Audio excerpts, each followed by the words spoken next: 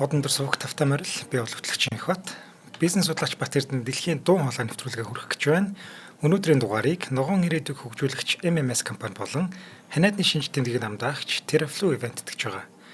Нэвтрүүлэг маань та бүхэнд YouTube-ийн одон дор сувгаар болон NTV телевизээр мөн 83.3 107 стилгоны одмонд радиоор хүрч байна. За өдрийн мэнд батахаа. Өдрийн мэнд. За AI-ийн 90 бид амьдарч байгаа. Яагаад тулгана гэд яагаад хүн болчихов? Ер нь бол хүн өөрөө зохиосон юм байгаа шүү дээ. Тэг хүн өөрөө зөв ашиглаж чадах юм бол бидний хулгана нь өөрөө AI байх хэрэгтэй юм шүү. Яг зөв асуулт тавьчлаа тий. Яг л энийг л энэ нэвтрүүлгийн үр дүн буюу төгсгөлд хэвэл ойлгож авцгаах юм.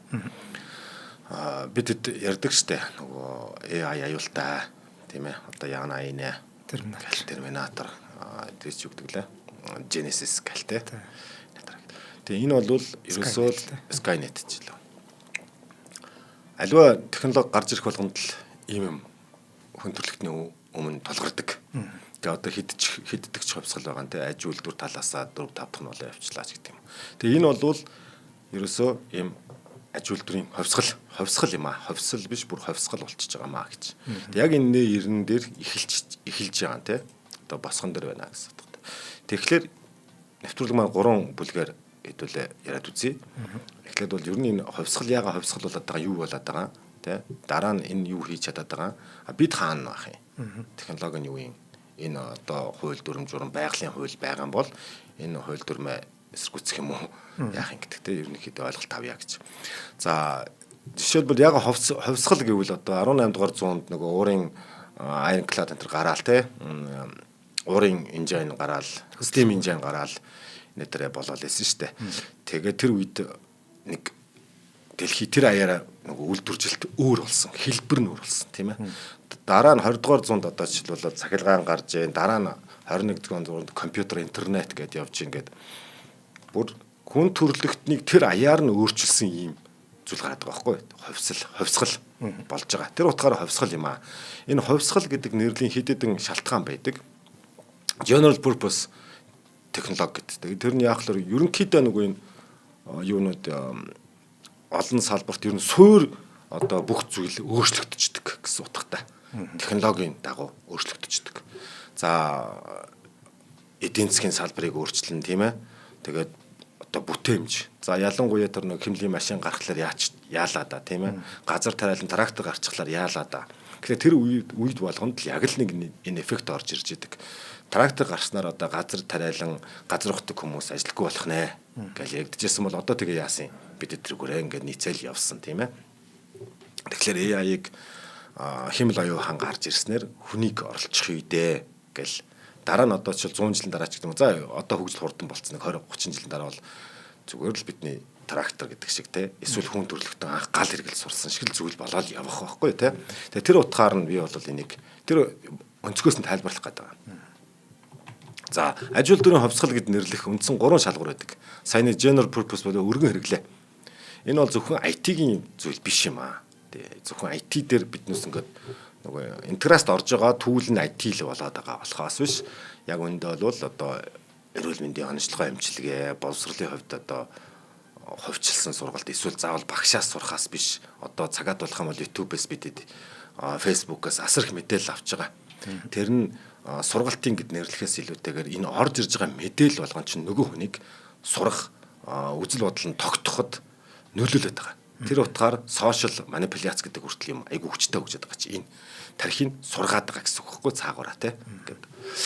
За одоо ч хөдөө аж ахуй дээр бидэд нэг цагаагаар мэдээ аваад хүн өөртөө анализ хийх хэслүүтэйгээр энэ болгоны мэдээллийг чинь урднах түүхтэр нь маш хурдан хугацаанд дата дээр хүнээс илүүгээр анализыг гаргаад ирэх хэмжээнд ингээд бидний түүл гэдэг утгаар нь харъя.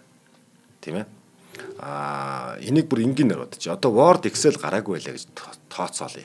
Хэдүүлээ бүх математика дөрвөлжин шугамтай дэвтэр дээр бичдэг те. Эсвэл бүх текстээ дармалдаад айтайхан бичдэг байсан бол үр дүн нь яах вэ? Адилхан боловч түн зарцуулж байгаа зардал, хугацаа, нөөц асар их шаарддаг гэсэн. Энийг л болиулж байгаа гэсэн. Тийм байгааз. Тийм. Автокад гэж зураг харсан уу? Хараагүй. Маш том цаасан дээр тэгэл бүгдээрээ зурж байгаа байхгүй. Хэдэн 10 хүн зурж байгаа байхгүй тэрэн дээр. AutoCAD гарч ирэл нэг 10 жилийн хүүхэд гарч ирэл тэрийг зурчиж байгаа. Тий. Дээр нь алдааны магадлал маш өндөртэй. Алдаа гарвал эрсдэл нь асар их. Одоо саяны дөр зургийн жишээ давъя л да. Нэг хүн буруу зурчвал бус хүний зөв зурсан тэр чигтэй байхгүй болно гэх юм уу те. Тэгэхээр технологийн нөгөө энэ чи юу гэдэг лээ нөгөө технологи байснараа алдааг төдий чинь хүнээс шалтгаалх алдааг төдий чинь багасгадаг чинь ерөөсөө роботикс дээрч байгаа бүх юм дээр байгаа те автоматч бол. За дээр нь сая хоёул ярьчлаа. Нөгөө бүтээмж өсгөж байгаа байхгүй. Нэг хүн нэг А4-ийн цаасан дээр 200 тэмдэгтийг гараар дармалдаж бичих хурд одоо өгөөж нь юу вэ? Алдааны магадлал нь юу вэ? Хэдэн секундэд гаргаад ирнэ тийм ээ. Тэгэхээр тэр гаргаад ирсэн үлдсэн хугацаанд бүтээмж өөр юм бодоо суужсэн ч яста үр дүн тэнцүү байхгүй юу ч хийхгүйсэн ч тэнцүү. Тэгэхээр тэр хугацаанд өөр юм хийх юм бол төдий чинь амжилт гаргачих. Бидэнд ологдож байгаа 24 цаг бол тогтмол байхгүй. Тэгвэл тэнд оногдож байгаа гарц нь өөрөө төдий чинь ихийг бүтээмж өсгөж байгаа гэдэг. Тийм. Тэгэхээр хүний эндээс бол хүний хөдөлмөрийг орлох биш хүний бүтээмж чадварыг улам нэмэгдүүлж байгаа акселератор юм аа. Тийм ээ. За юу тон жишээ дээр аваад үзье. Нэг хүн 10 хүний ажил хийх боломж гэж бүр гаргаж ирж байгаа. За жишээ нь бол программист AI-тай болсноороо бүтээмж нь 3 дахин ихсэж байгаа юм үзүүлэлт гарч байгаа. Хаана цаг хэмнэдэг вэ? Бодитоор яваад. Программистын бодол ажлын цагийн бүтцийг аваад ажлын зураг хийхлээр код бичих яг хугацаа нь 20-30% код бичихтэй яг зарцуулдаг. Дараа нь 30-аас 40% дебагинг буюу нэг нэгээр нь алхам алхмаар нь явуулаад алдаагаа яг хайдаг. Тэ? Дараа нь Stack Overflow буюу 20-30% юм судлахтаа зарцуулдаг тийм ээ. Тэгээ бусад одоо setup хийх, тэгээ буцаж засвараа оруулах гэдэг ингээ 20% оруулж байна. 20% зарцуулдаг. Тэгвэл энэ 20-30%-ийн яг код бичигдэл тэр хүний оюуныхоо нь ашиглаж л да. Алдааны магадлалын жишээлбэл идеалаар бодох юм бол тэр AI цаанаа засаа явж илэг. Буруу болох юм бол тухайн үед нь алдааны магадлал өгчдөг те дебаг төсөөлж байгаа шүү. Дараа нь энэ судлагдхуун чинь өөрөө тэр би уншиж ойлгоод судлахын оронд гаргаад иргэлтэй. Тийм ээ. Гэх мэтэр ингээр AI болохоор зөвхөн саяны бичих гэхээс лүтгээд бүх циклд ингээд хүний одоо бүтээмжийг хурдыг нэмэгдүүлээд хүний зарим нэг нөгөө олд судлах гад унших юм техникэл чадвар цаг идэг нөхцүүдийг шууд хэмнэж өгч байгаа гэсэн. За жишээлбэл дараад нь эмнэлэг дээр үзье л да тийм хүмүүс тэгээд байгаа AI эмч одоо AI ийм өндөр хугацаа хэмжээнд хөгжчихвэл эмч хэрэггүй юм шүү гэдэг нэг юм явагдаад зэт хэлцлээ. Тэгээд тэрэн дээр болохоор яах вэ гэхээр мэдээж тийм эмч одоо яг амьдрал дээр яадаг вэ гэхээр нэг рентгент ч юм уу те MRI хийгээд юм уу CT хийгээд компьютер томограф хийгээд тэгээд дотор нь нэг зураг гараад ирдэг. Тэр зургаа ингээд эмч уншдаг. Тийм ээ. Уншиж байгаа энд нэг юм цүлхэн үсцэн байна. Энд чи хавдар ушаагаа юу болоо гэдэг ингээд уншаад иддэг те. Тэгвэл энийг тэр pattern recognition буюу тэр эмч яаж байгаа тэгвэл эмчиг одоо яг ингээд компьютер гэж үзэх юм бол эмч яаж байгааг өмнөх туршлага дээр үндэслээд тэр дүгнэлтийг гаргаж шít. Тэгвэл яг энэ хэсгийг AI илүү тэр хүний нэг хүний туршлага 100 байлаа гэж тахад тэгвэл бүх эмчнэр дэлхийд даях туршлагыг та харьцуулж байгаа хоёр харьцуулт pattern recognition хамаагүй сайн юм гэсэн. Дүрс танилт нь хамаагүй сайн. Саяны дүгнэлт.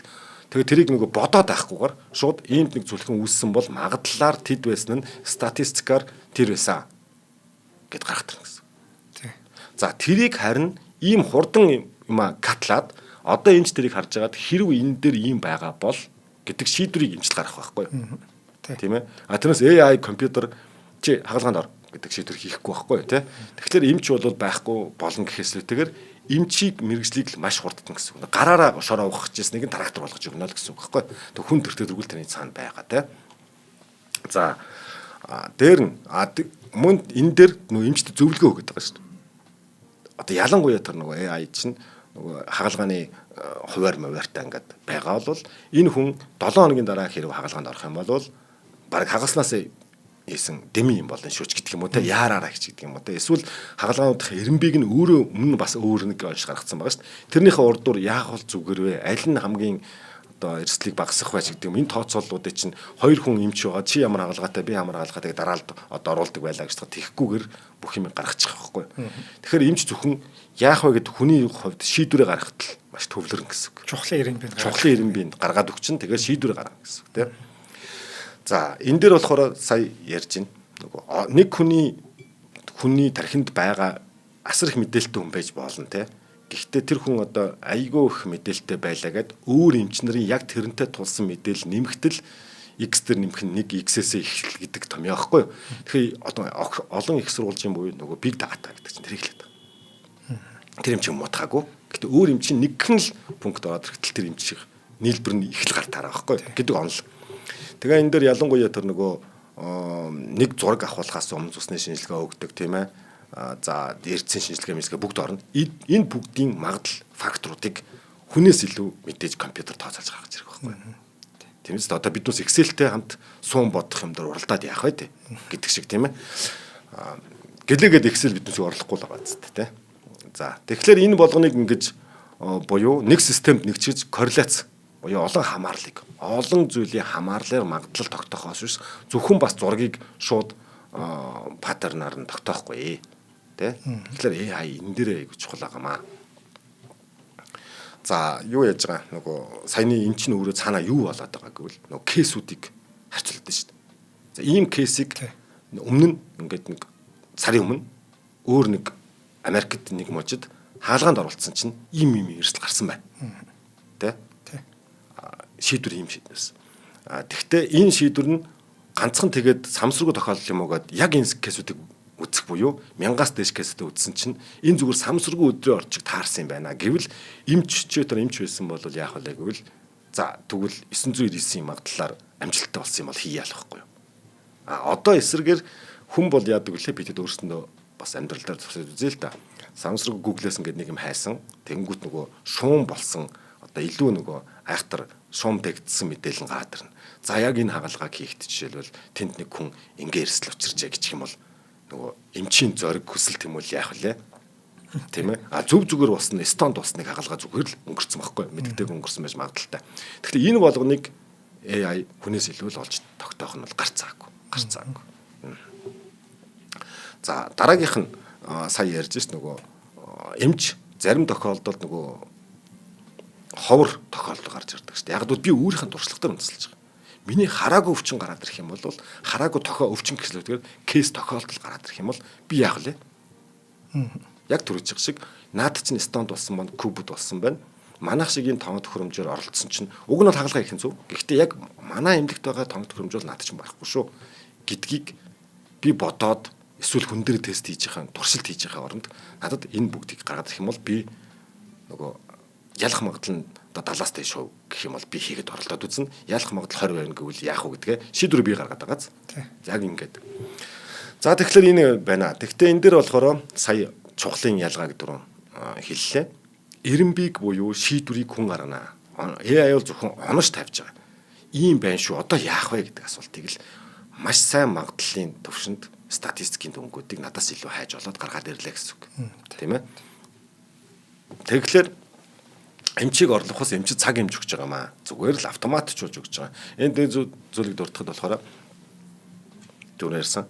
Аж үйлдвэрийн хувьсгал гарах бүрд ингэжсэн шүү. Одоо биднээс зүгээр л тэгээ явж л байгаа юм байна. AI ихлээр л айдаг те нэг хүн мэдэхгүй зүйлээс айдаг гэдэг шиг те. Технологи бол хүн төрөлхтний зарим нэг хэвийн үйл явцыг бол өөрчлөн одоо гараараа шороо ухаад байгаа юм байгаа мó те.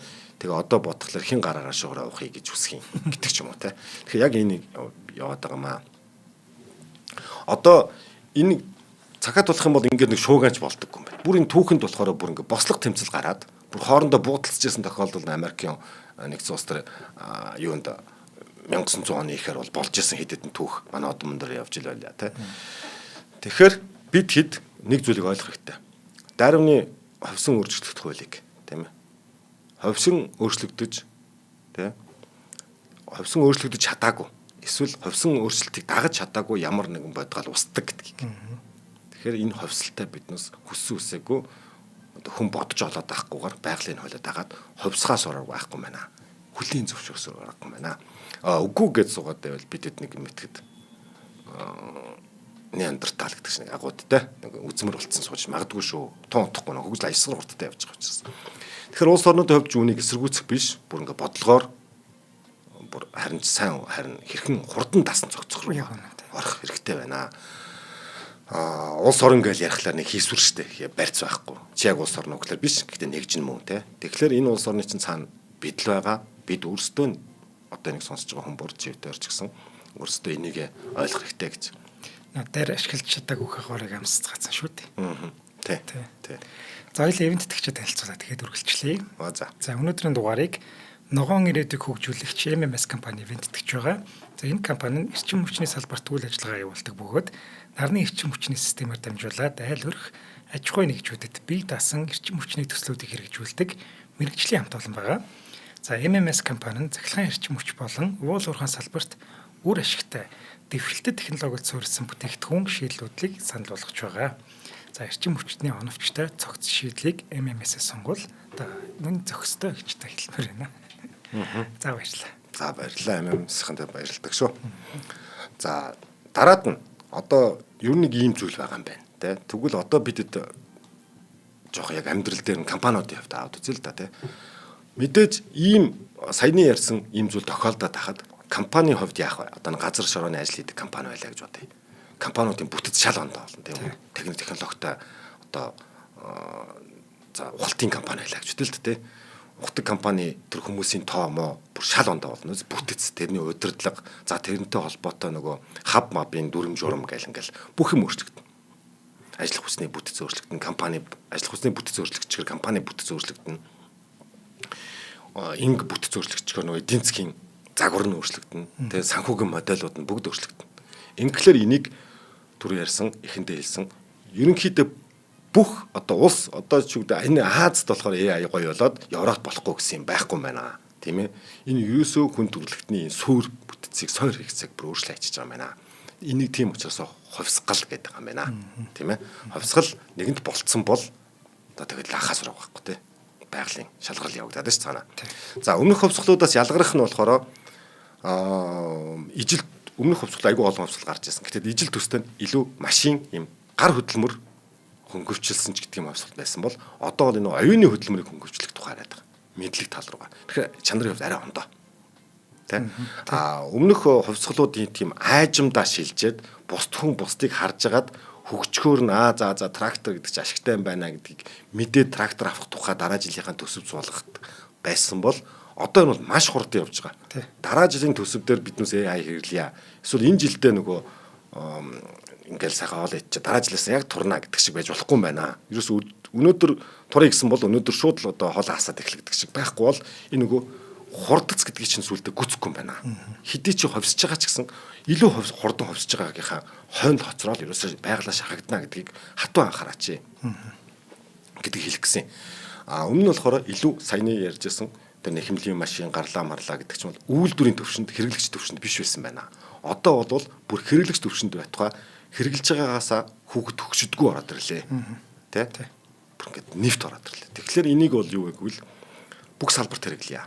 Юунд хэрэглээд байгаа түрүүний ярьсан бидэнд байгаа оюуныг автоматжуулж өгч байгаа шүү. За одоо энийг би бүр илүү онцолт тайлбарламаар байгаа. Яагаад яа гэдгийг энэ нюанстай тайлбарламаар байгаа. Дээрх бүгдийг нийлүүлвэл энэ бол оюуны автоматжуулалт гэж. Тэ. За автоматжуулалтыг би бүх цаг үед ярьдаг. Хоосон зүйлийг аргүй зүйлийг автоматжуулна гэж байдаггүй маа. Тэ.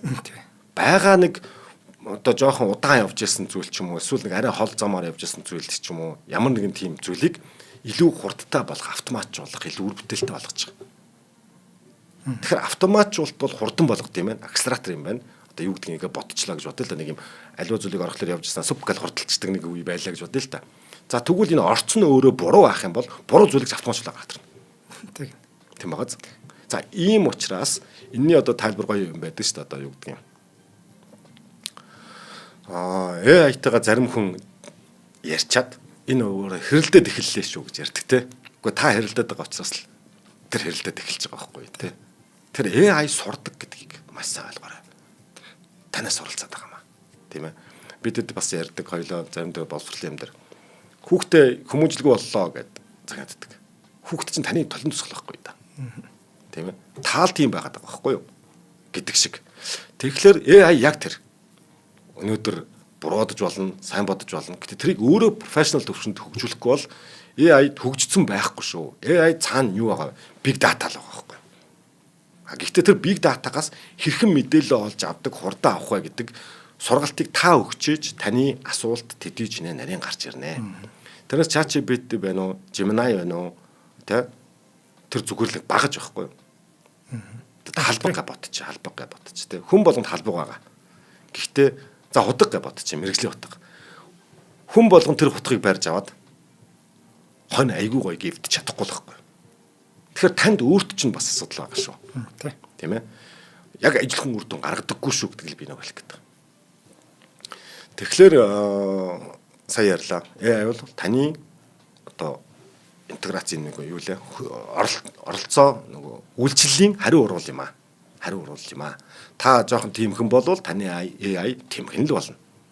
Энд AI-тайгаа хитайгаа харьцацгаагаарай гэдэг байна. Тий. Нэг тийм жок явуулсан тий. Ухагдж гарч ирэн шүү тэр чинь. Нэг робот суудсан энэ чинь. За чи чинь ChatGPT яаж харьцаж ирсэн юм бэ? Тий. Тэгэхээр харин тий. Нөгөө яг AI чинь хизээ нэгэн цаг том хүн болвол эргээд тантай яах вэ гэдэг асуудал одоо гарч ирж байгаа тий. Тэгээ ялангуяа таны ёстой жинхэнэ бүх юм чинь мэдж байгаа шүү дээ. Тэр AI чинь тий. Тэгэхээр тэр AI тэр танаас гарч байгаа ямар үйлдэлийг чинь илүү давуулан биелүүлнэ. Та тэнд нэг муухай үр дүн, нэг гэдэг муу үр дүн өгөх юм бол 10 болгон муу үр дүн өсгөл гаргаад ирнэ. Эсвэл илүү хурдан гаргаад ирнэ гэсэн. Тэгэхээр одоо та өөр асуултаа зөв тавьжээ. Ялангуяа энэ дэр хэлэхэд бол нөгөө ChatGPT-тэй харьцаж байгаа ч юм уу, Gemini-тэй харьцаж байгаа гэдэг чинь асуулт шууд ингэмээр байна гэж асуух биш юм аа тий. Чи надад тийм профешнл дүрд орж агаад хэрв өөрийгөө тийм байсан бол надад ямар зөвлөгөө өгөх вэ гэж асуувал илүү үр дүнтэй гэдэг нэг гой төлөвлөд байгаа шүү дээ. Одоо аргууд тэр тэгж ядаж нөгөөтгөө эйжент модод тавьж байгаа гэдэг ч үлээ. Тэгж явдаг тий. Тэгвэл илүү туршаад үзээрэй хүмүүс. Айгүй өөр шүү. Хариун шал ундаа гарна. Адилхан big data дээр явж байгаа шүү. Нэг л data дээр явж байгаа гэсэн үг тий. За тэгэхээр нэгэн тийм бол AI-тайгаа зөв харьцах буюу тэр багажтайгаа зөв харьцаач. Тийм ээ. Хутга барьж аваад хуруугаа зүсчихэд эн чинь маш аюултай юм байна гэж яриад байх хэрэггүй юм байна. Тэр хутгийнхаа эд шидийг зөв гаргаач л гэж. Тэгээ ингээд эндээс бол аливаа зүйлийн үржүүлэгч мультиплайер юм болвол одоо та хэд маань тэр үржүүлэгч рүү юу хийх вэ гэдгээл маш сайн бод. Тэр нь харин түгээр юу нь болохоор платформ нь болохоор юу байх нь байгаас үл шалтгаалаад танаас та битүүрийн харин хоёр хүний орцсон үр дүнгийн шал ондаа гарна гэсэн үг. Адилхан платформ хэрэгжилсэн ч гэсэн үр дүн гарч ирнэ. За жишээлбэл энэ дээр яг хуу миний бодол шүү. ChatGPT бол нөгөө юу байгаа? Илүү олон хүн төрүүлээд орцсон учраас хүмүүсийн хайвар зан чанартай харьцах, хүнтэй харьцах дээр илүү хөгжтөөр хөгжсөн тий. Gemini болохоор илүү юун дээр гэвэл нөгөө өмнөх дата буюу Google-ийн search engine дээр тулгуурлаж байгаа учраас хүмүүс юуг юу н асуудаг вэ? Би хаанаас аль мэдээллийг хамгийн хурдан олж өгч чадах вэ? Мянган хэдэн сая тэрүүн мэдээллээс алийг нь зөв түүж олж өгөх вэ гэдэг дээр search engine талдаа хүчтэй байгаа ч гэдэг юм ба тий. Тэгэхээр энэ хүмүүст энийг сонгоно үз. Тийм ч учраас аль болох ийм хоёр давуу талын хоёр төлийг одоо хотго сэрэ бариад хоол идэх нь ашигтай гэдэг шиг төлүүдийг хамтарч бас сослох тохиолдол их гардаг гэж. За түрүүн ингээд дурдчлаа цаашаа явъя. Эдийн засгийн шинэ логик гэж ярьсан түрүүн тийм үү? Эдийн засгийн хувьд яг ямар өгнөлөө үзүүлээд байгаа тийм ээ. Тэгэхээр энэ бол бүр өмнө нь байгаа эдийн засгийг одоо илүү одоо ашигтай одоо тийм ашигтай гэхэлтэйгээр бүр энэ эдийн засгийн тоглоомын дүрм өөрчлөгдөж байгаа. Одоо саксны талбайд бөмбөг гараараа барьдаг бол хөдөлмөрийн тал бүр гар барих нь 20-тай гэдэг шиг бүр ингээд тоглоомын дүрм өөрчлөгдөж байгаа. Тэр нь юу вэ гэхээр бид хэд өмнө нь ингээд нэг байгалийн нөөц тэрийг ухаж гаргаж ирээд хүн худалдаж авах агшинд байгалийн баялаг ментор болоод байдаг тийм үү? Байгалийн баялагтай орн байгалийн баялаггүй орнуудын эдийн засгийн модель өөр гэдэг. Одоо энд болохоор тэгэд байгалийн баялагч нөө шавхагддаг сэргээгддэггүй гэдэг тийм. Тэгвэл одоо эсрэгээр хүн төрөлхтөн өөрөө баялгаа бүтээгдэрч байгаа. Өөрөө өөрснийхс нь одоо баг гаргасан хөлснөөс нь баялаг үсэж байна гэсэн үг. Хөдөлмөрлсөн тэр үйл явцаас нь хөдөлмөрлсөн одоо юу гэдгийг те нэг юм нэрэгдэж байгаа гэх юм байна. Бий болоод байгаа. Хоосноос бий болж байгаа гэсэн үг та. Тэ. А бидэд огт юу ч шийдлэхгүй бол тэр бий болохгүй. Тэ. Бидэд ямар нэгэн үйлдэл хийгээд байвал тэр мэдлэг бий болоод байгаа. Дата тэ. Тэгэхээр одоо дата нь хэрэг юм тэгвэл тэр нөөц хэдий байх вэ гэвэл нөгөө их байх тусмаа сайн шүү дээ тэ. За ер нь одоо юу гэдгийг хоёроор жишээ аваад үзье л да. Газрын баялаг нөөц газрын нөөц ихтэй бол би тэнд тогтвортой удаан хугацаанд ашиглах учраас зоригтой хөрөнгө оруулах ч гэдэг юм уу тодорхой бол. Жохоо ганц шанага тий эсвэл ганц тонн газрын тос байх юм бол тэрний дээр үйлдвэр байх нь хэрэгтэй мó хэрэггүй мó. Шийдвэр гаргах ондоо гац. Тэрс газрын тостой юу тосгүй юу гэж асуувал бүрхэг. Тос нь хэр их юм бэ гэдэг нь айгүй чухал гац. Яг одоо энэ дээр яг энэтэй адилхан зүйл нь тэр big data хэр их юм бэ? Ханаас сугалсан юм бэ? Ямар шинж тэмдгийг агуулсан юм бэ гэдэг нь тэр нөгөө цаад big data цуглуулж байгаа хэсгийнх.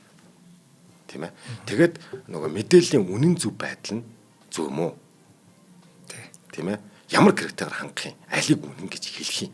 Тэрэн дээр ямар хүн нөлөөлж болох үзвэ гэдэг бүгд чинь өөрөө big data ч өөрөө дотроо гэдэг үнэлэх үз. Тэрний үг нь юу лээ дээ. За ийм критериар хэмжигддэг. Юуны индекс лээ дээ. Мартчихлаа. За тэгэхээр энэ big data-г цуглуулах нь өөрөө төрүүлээд AI зохиоцсон хүн одоо эрүүлийн онолоор бол төрүүлээд явцсан л төрүүлэл дата цуглуулаад явчихж байгаа шүү дээ. Гэтэ тэр дотор яг хүнд хэрэгтэй нийс зах зээлийн мэдээлэл байна уу? Тэ. Яг датагаа зөв гэж хин итгэхэд байгаа. Айгуу гоё байгаа шүү нөгөө. Энийг ерөөсөө би айгүй олон их сурвалжаас буруу гэж бодож байгаа гэдгсэн чинь ямар их сурвалж гэсэн чинь би 5 пост унссан чинь 10 пост унссан чинь 9 нь буруу гэж хэлээ гэж те. Яг өөртөө адилхан хүмүүсийн бичсэн постыг уншичаад одоо нийт хүн төрөлхтөн тэгж үзэж ийн гэвэл айгүй хэцүү шттэ те. Тэгэхээр буруу зөвийг хэн шүүх юм бэ? Мэдээлэл чинь яг үүндээ тулгуурлаж гарч ирсэн юм бэ. Үгээл олчихгол толгой яг гацчаад шүү. Тэгэхээр энэ дээр юу хоёр урсгал явдаг эсрэгцэлтэй урсгал явдаг нь юу гэвэл winner takes most гэх буюу нөгөө ялагч бүхнийг авдаг нэг юм явах юм байна эрүүлийн хуулиар. Одоо эхлээл том гараал явцсан бол тэр ерөөсө төрүүлэл явна. Одоохондоо алдаа дутагдaltaй байсан ч гэсэн ирээдүйд хоосон байсан хүмүүс хамаагүй чадaltaй гэд явчихлаар энэ өнцгөөс энэ урсгалаас нарах юм бол Монгол улс одоо яана хизээ ухаарад хизээ AI хийгээд тэгээ одоо энэ ChatGPT-тэй DeepSeek-тэй Gemini-тэй яаж өрсөлдөх юм бэ гэдэг нэг юм асуудал. Нөгөөх нь тэр хэд айгүй хол явцсан байхгүй. Тэр big data-г нэг хүн нэг нөлөө үзүүлснээр сольж чадахгүй байхгүй. Тэ. Гэтэл бид хэд харин эсрэгээр орох нь анханасаа тэр хүмүүсийн алдааны юмнуудыг айгүй сайн харж байгаа. Мөсийг тэднээс хаггалчихсан. Тэгээ асуудлууд юу болоод байна? Нэрэн энэ болон Facebook-ийн мэдээллийг бүгдийг цуглуулж агаад дундж ин олоо гаргаад ирж байгаа юм бол одоо жишээлбэл статистик нь тийм байна гэж гаргаад ирж байгаа бол наадах чинь тэгээд бидний хүн төрөлхтний явах зам нь зөв юм уу гэвэл буруу гэж болох гээд шүү дээ. Тэгэнгүүт илүү сенсацтай мэдээлэл нь илүү ордог мордог ч юм уу те тэрийг нь олон хүн үзсэн байдаг. Тэгэхээр энэ бол хүмүүсийн attention татж байгаа маш их сонирхолтой гоё сэдв байна гэд компьютер ойлгож үл яах юм. Энэтэй холбоотой зөндөө кино байгаа те.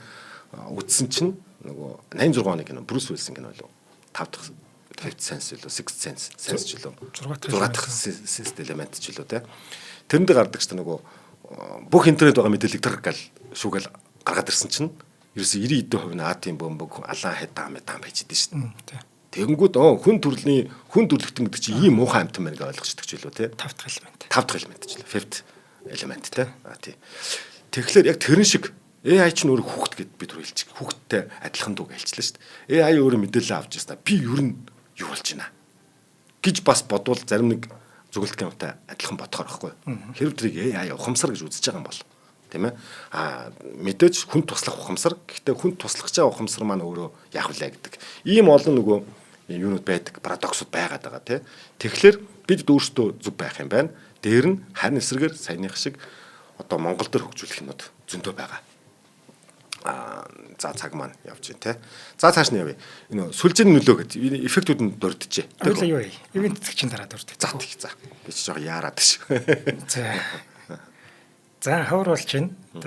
Ганган хүүхэн хавар намраа гэдэг шүү дээ. Ер нь ханиад тус магадaltaй хамгийн магадaltaй үйлэр нь хавар намар юм шиг байлээ. Тэгээ илүү ч дэгддэг юм шиг байгаа тий. За тэгвэл ханиадны шинж тэмдгийн үед одоо энэ имийг уучих юм бол ерөөс шинж тэмдэг намдаад их хайтайхан болчдөг юм байна. За энэ бол терефлу гэдэг юм байгаа. За толгой өвдөх, хоолой өвдөх, нус гоожих, халуурах, найтах үедээ дөнгөж шинж тэмдэг илэрх үед нь терефлу уугаыг зөвлөж байгаа. Ингэх юм бол нөгөө нэг шинж тэмдгийг шууд намдаач. Тэгхгүйгээр за байж маргааш хүртэл харъя гэх юм бол харин оройтчих юм шиг байлаа шүү.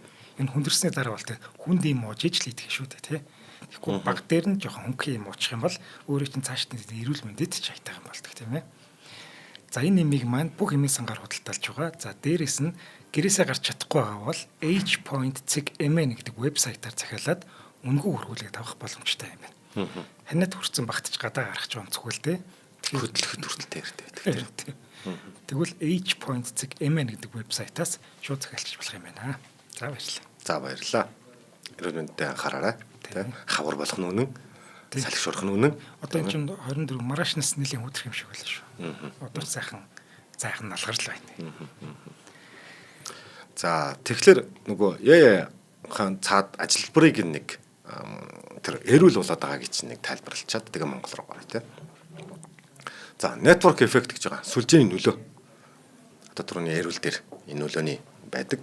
Илүү олон хэрэглэх тусам дата цуглах тусам тэрнээс асуулт асуух. Асуултын чи олдоц ихсэн тийм ээ.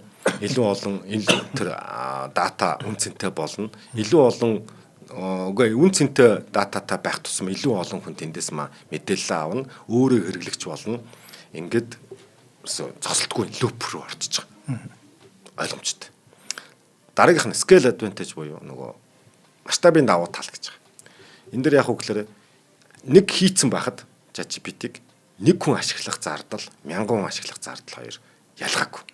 Бид хэд 1000 хүн ашиглаад ирэнгүүт нь датагаа нэмэх гээд эндээс нь үйлдвэрлэлийн орцоо нэмдэг юм биш. Бага датагаа л гаргаад өгч гэсэн. Тэр бага датагаас нэг хүн хайх, 1000 хүн хайх одоо юу гэдэг энд нэг аяг гэдэг зургийг хайсан бол над аяг гэдэг зураг нь байж байгаа нь хідүүн хайхаас ямар ч шалтгааллахгүй л гэсэн утгатай тийм ээ. Тэгээ энийг болохоор marginal cost тэг гэж ямар нэгэн зардлын нөгөө илүү захиуц зардал байхгүй гэсэн үг. Дараад нь цааны юутай адилхан нөгөө фидбек. Бид хэд чинь нөгөө хэрэглэгч нөгөө өгч байгаа мэдээлэл нь сайн байх тусам илүү дондож орнох юм уу? Итгэлцэл үүснэ. Түрүүнийх чи итгэлцүүрийн хэмжүүр индекс шүү. Тийм мэдээллийн итгэлцүүрийн индекс гэж хэлэх гээд бүр яах гэсэн. Тийм итгэлцүүр. За тэгэхээр илүү түр бол хэлсэн шүү дээ. Илүү олон хэрэглэгч их хөгдлийг өөрсдөө үүсгэж байгаагаа мэдхгүй би тэндээс мэдээлэл аваад байна гэж боддог. Гэхдээ би мэдээллийг өгöd байгаа байхгүй. Цаг атлах юм бол солилцож байгаа гэсэн үг. Тэгэхээр арилжааныхаа хуулиар хэр их солилцоо үүсэхэд төдий тэнд чинь нөгөө маркетплейс үүснэ. Маркетплейс төдий сайн том байна. Тэгээд нөгөө зах зээл чи үүсэд ингээл шуургалал явдаг байхгүй тийм ээ. Тэгэхээр энэ юу ч болохоор мэдээллийн үнцний асуудлыг нөгөө давталтаар хэмждэг.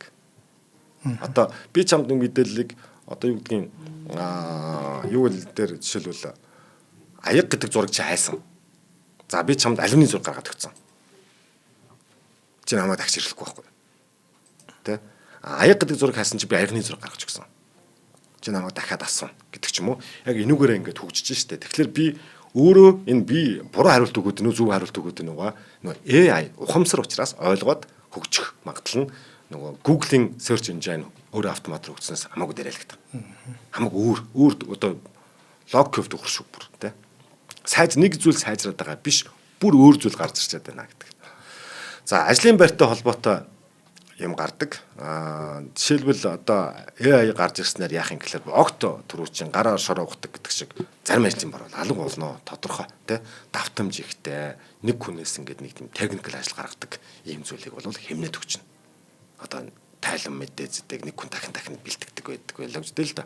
Үгүй анхны их усрынх нь мэдээлэлтэй нь холбоод өгчөгдөл энэ дээр нэг тайлан бэлтгэдэг ажилтан жишээл байхгүй тийм ээ шууд одоо Power BI-аар энэ бол Alizee явуулсан шүү дээ Power BI. Alizee мэдээлүүдээ үндсэн даачгуудаас аваад өгдөг болсон. Манай дээр л нэвтрэхгүй байгаа болохос шүү дээ.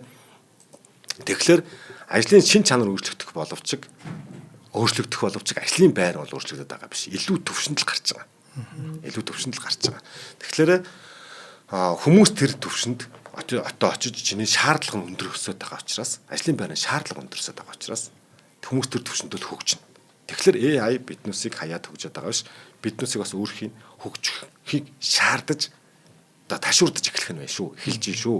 Эндээс хойш суух юм бол нөгөө бүр ялгарлаараа тий Homo sapiens Neanderthal дээр тулж шүү гэдэг л хэлэх гэж байгаа. Юм асуухад боловсрал хэрэгтэй гэдэг байгаа шүү дээ. Тий, боловсрал хэрэгтэй. Тий. Маш одоо зөв асуултаа асууж иж зөв хариулт өөртөө хэрэгтэй байгаа тэр мэдээлэл авч чадна. Би анх ChatGPT ашиглаж байхдаа би нэвтрүүлгийн зохиол бичүүлэх гэж оролдохгүй юу. Ашиггүй гараад ирчлээ гэдэг. За 5 дахь элемент киноны тухай 7 хуудас нүртэй юм гоё подкастын зохиол бичээдэг гэсэн чинь 3 өгүүлбэр л гаргаж өгч байгаа. За энэ Брюс Уиллис тоглосон, Люк Бессон найруулсан Донделэ гарсан юм маш мундаг кино байна л гэсэн юм гаргаж өгч байгаа байхгүй. Би тэгэхгүй тэрнээс шууд ингэж одоо наривчилж асуугаад тэнцэнээс өргөн мэдээлэл авах хэрэгтэй юм билээ л дээ. Гэдэг би хэд ашигласныхаа дараа ойлгож байгаа байхгүй. Тэгээд зүгээр ч нэг AI-аар зур тоглоод байж болохгүй юм байна. Энд чинь бас нэлээд юм бодож ээж, асууж ээж, тэгжээж хариулт авах юм байна гэдгийг ашигласны дараа ойлгох юм билээ. Тий. Хөгжөөд байгааз. Тэгээ одоо болохоор чи огт ашиглаж үзээгүй байсан бол тий. Яг одоогийн ашиглаж үзсэн их бат хоёрыг чид үзээрэй. Адилхан инх бат ч дээ. Инх бат нь бол инх бат. Гэхдээ гарч байгаа үр дүн нь шалганд болж байгаа. Чамайг тийм төвшөнд очихыг чинь шаардчихж байгаа зү тий. Тэгэхээр би ч бас мэдээж AI-аас нэлээд ажилдаг болсон. Одоо ChatGPT-ийн Pro, Gemini-гийн Pro эрэхтэй байгаа. Хоорондоо баталт болтог энэ хоёроо тий. Яасан ингээл. Тэр үний хэлж чинь тэгж ийн гэдэг ингэх маягаар. Тэгээ хоёуланг нь agent модоор ашигладаг. Тэгэхээр маш сайн. Тэгээ прожектууд нээчээд прожект нь яг тэр хоорондоо биенийхээ мэдээлэл рүү орохгүй шүү гэж байгаа. Ингээд гэх мэт ингээд нөгөө ашиглах нөгөө юу вэ штэ. Одоо би сэрэг энд баруун гартаа барьдаг шүү гэдэг шиг арга барилуудад суралцаараа л гэж байгаа. Тий. За түрүүний ярьсан нөгөө юу ямар мэрэгчлүүд юу н шал дэмий болоод байгаа гэдэгтээ ярьжсэн тий. Хоёлаа давтагддаг оюуны ажлууд баггүй. Одоо хүн бодож олоод байдаггүй нэг ажлууд байдаг да. Гинт ингээд шийдвэр гаргах гад ш. Ойлгомжтой ажлууд тий. Энэ минь бол төртөө дөрөв катлагдчих юм аа. Тим ажилласаа битий. Төртөө дөрөв одоо баг тархин чин чип суух гээд хахад тим нэг хийдэг ажлаа дахин бодоод битий бай гэсэн үг. Автоматжуулж байгаа юм болов тий. Дараа нь дунд төвшний анализууд том хүний шийдвэр орохоос илүү орохгүйгээр бодогддог анализууд байдаг да. Одоо бодоод баргийн хүн гаргаад ирдэг дүгнэлтийг тэрэн дээр нь цаг нь хэмжиж ял гэж байгаа. Эсвэл тэр томьёол байж идэг тий. Тий. Томьёог ороод тэд гарах нь тодорхой. За тэгэхээр юун дээр ихлээрээ өөрийнх нь хэв маяг нь бид хэдийн бүтээмжийг нэмээд байгаа юм бол бүтээч ажил дээр жинхэнэ хамгийн үр дүнтэй сайн туслагч болох нь шүү. Ойлгомжтой байгаа. Тий. Креативитид шууд ингээ акселерат хийнэ гэсэн үг. Дараа нь шийдвэр гаргалтанд үнэн зөв мэдээллээр олон одоо статистик магадлал алдааны магадлал багатай мэдээлэлээр чамайг хангаж өгөөч. Нэртэй байхгүй. Юугаа авах нь чиний дур. Гэхдээ чамайг аль болох ингээд дутуу юм хардсан байх вэ? Гапта хардсан байх вэ те? Тэрийг нь гаргаад ирнэ гэсэн үг. Тэгэхээр одоо яах вэ гэхээр бидэд хамтран ажиллах чадвар гэдэг нь саяны хоёулангийн ярьсан тэр интеграст орох асуудал байгаа. Хүн болгоны хөөр.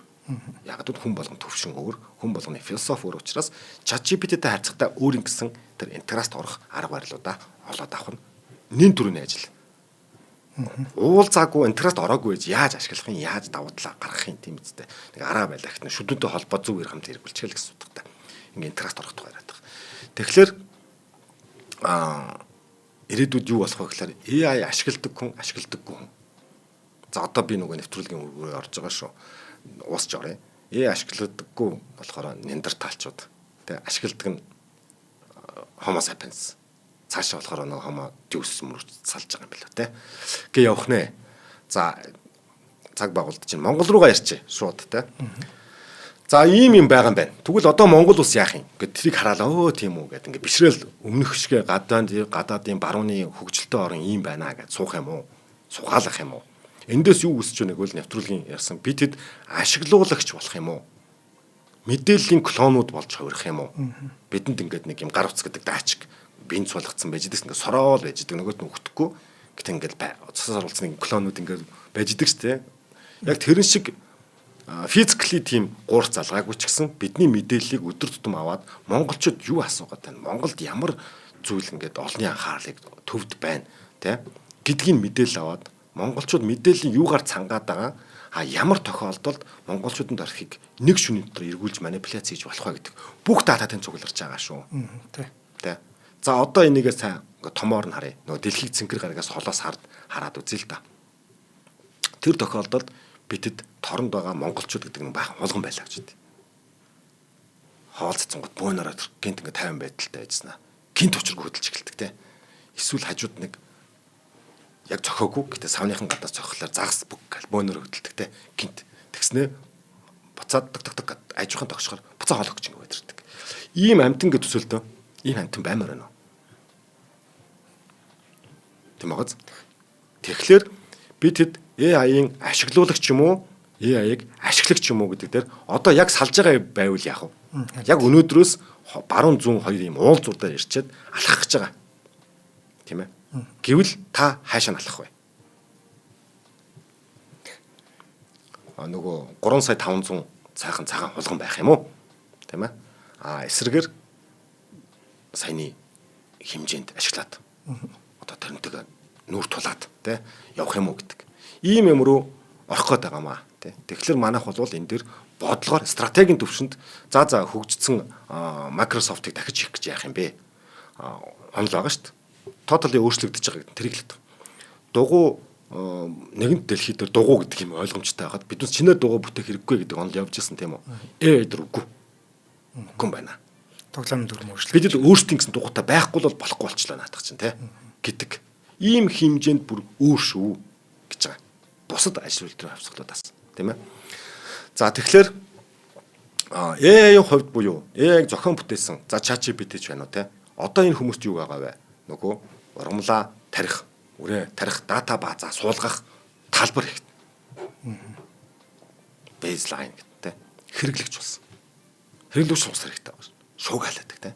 Та ойрд анзаарсан бол Физиклэжагийнс хойш YouTube-рууд Монголын дуу нэг судалж гин, хоол судалж гин, бөхчүүд судалж гин, Монголын рок pop янз бүрийн юмнуудыг ягаад хандлтаа өсгөж байгааг анзаарч байна. Тийм үү. Тийм. Ягаад гэсэн чинь Монгол өөрөө сошиал дээр асар ийм реакшнтай болсон юм байна л д. Тэр нөгөө түрүүний AI-ийн дүрм рүүл буюу фидбэкийн тоогоор ингээд асуудлаа цэгцэлдэг. Тийм ээ. Юу attention татчих, юу татахгүй гэдэг юм бүр ингээд айгүй гоё тестийн талбар болчиход байгаа байхгүй. Тийм багаз. Мэдээж тэр YouTube-ийн буруу биш, үзэж байгаа миний бас буруу биш. Тийм гэхдээ нөгөө цаан чинь явж байгаа рүүл нь тэгж бодогдоод байгаа байхгүй тий. Тэгэхээр тэрийг сайн бодороо л гэж байгаа. За тэгвэл түрүүн ярьжсэн Монгол яах вэ гэхээр өөр ингэсэн дугуйтай болох юм байна. Юунаас тгийг лооцон таяхгүй бүр жишээл байгаа. Жишээлбэл энэ дээр бидэд юм асуухлаар хилний соёл улсуудын баруун зүүн дорны соёл, өрний соёл гэдэг шиг соёлын асуудлаас болоод бид илүү хөгжснөөр нь ChatGPT бол жишээлбэл те илүү дорны соёлууд, үгүй өрний соёлуудтай холбоотой мэдээлэл аваад эхэлнэ. За мэдээж машин гэж юу вэ гэвэл тэр соёлоос хамаарахгүй хариулна. Гэтэл монгол хэлний асуудал гадрах яах юм? Гадны судлаачтай материал илүү орж ирж байна. Тэгэхээр бид тэрийг тулийн үнэн гэж үзчих юм уу? Тийм ээ. Тэгэхээр энэ бааз чинь өөрөө ямар бааз байгаа вэ? Тэр баазаас бид бас хайж байгаа шүү дээ. Тийм ээ. Уснаас загасл болтно. Хэзээ шуу болтохгүй байхгүй юу? Тэгэхээр бидэд энийг баазаа өөрийн гэсэн барья. Энэ том жижигэн тухай биш стратегийн төвшнийхээ авах хэрэгтэй юм байна. Дараа нь мал аж ахуй.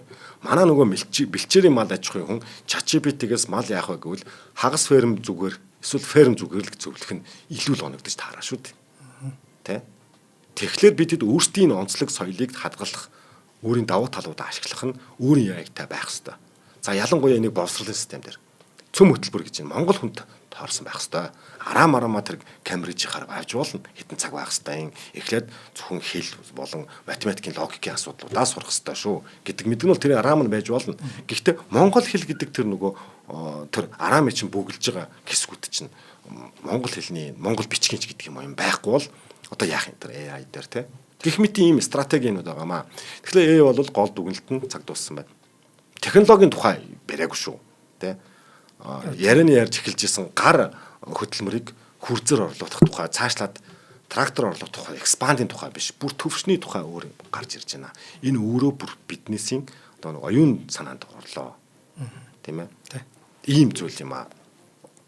Тэгэд сүлд нэлэхэд нэвтрүүлгийнхаа юмд бидэд одоо яг хулганд байх уу, хүн байх уу гэдэг чинь танаас өөрөөс нь шалтгаалаад байна. Одоо энэ дээр улс төрийн бодлого байх л ёстой. Гэхдээ улс төрийн бодлогыг хэдүүлээ хүн болцгоо ихлээр хүн болцдог юм бишээ. Одоо таны хөдөл яг оролцооч нь тэр одоо кликтж байгаа мөч болгон чинь таныг шийдэд явуулж байгаа шүү. Гэдэг. Тэгээ энэ дээр алдартай хүний үгийг хэлье. Хүн өөрөө шийдвэр гаргадаг гэж боддог. Итгэлтэй байхыг өөрөө хүсдэг.